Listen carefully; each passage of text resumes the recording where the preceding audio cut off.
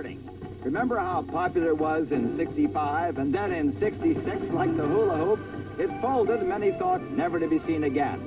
But skateboarding came roaring back in the past 2 years, and now there are 40 million skateboarders internationally seeking new horizons for their new sport. Today on ABC's Wide World of Sports, you'll see the best participating in the World Skateboard Championship. Plus, an exciting event you've enjoyed before.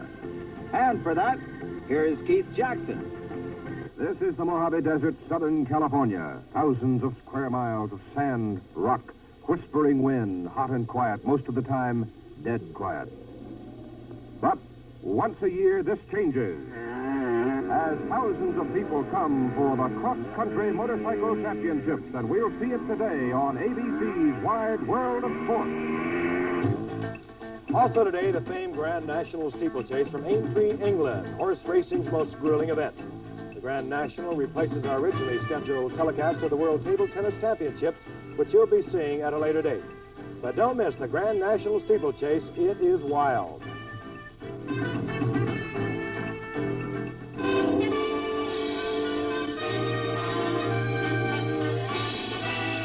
Spanning the globe to bring you the constant variety of sport, the thrill of victory, and the agony of defeat. The human drama of athletic competition.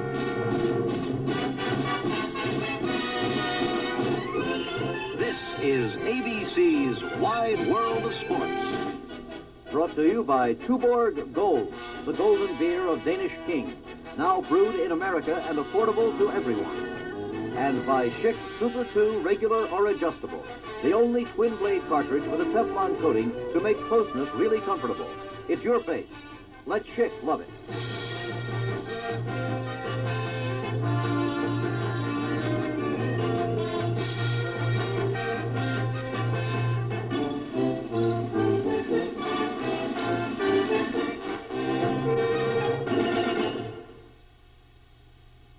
For years, this little dog had stood as the symbol for sound clarity.